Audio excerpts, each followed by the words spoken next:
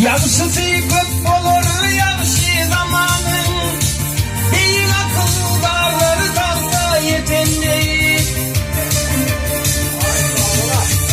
Erdin deyip mertebeti dinanın, namusun varası dağda yetenmeyi.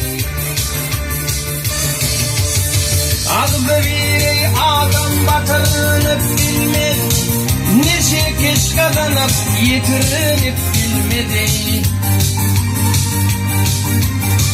Bir asıl il devlet götürünüp bilmez, samavaları ağzı aşağı yetenmeyi.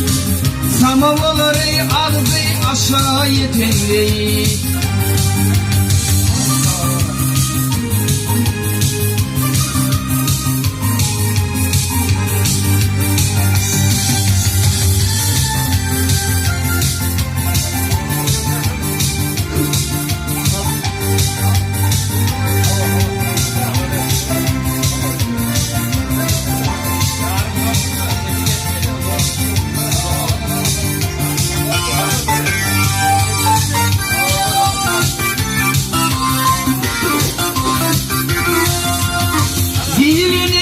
İnanma yetirmen gözüm, ne kezi inansan kızdırar yüzüm.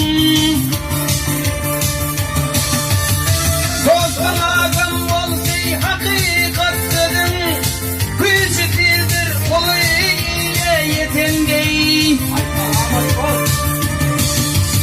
Yüzümü över metir aran kişiler, yamanlığa begener garip kişileri.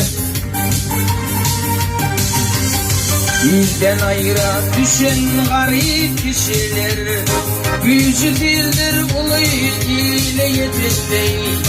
Hemmelerden ildir kâre yetenmeyi.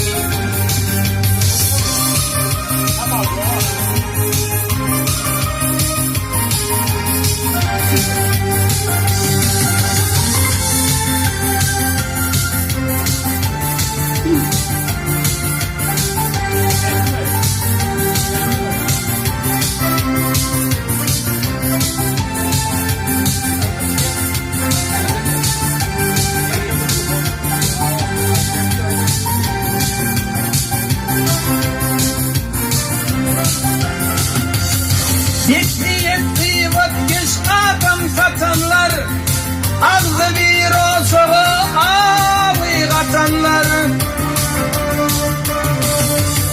Hile bilenim köp adamı satanlar, tova gelmez başı böyle yetenmeyi. Geriya topuk tanrım adam için, mukut esat yoktur pis adam için. Ağa teki kıvni pis adam için, hemmelerden ildir kâre yetenmeyi.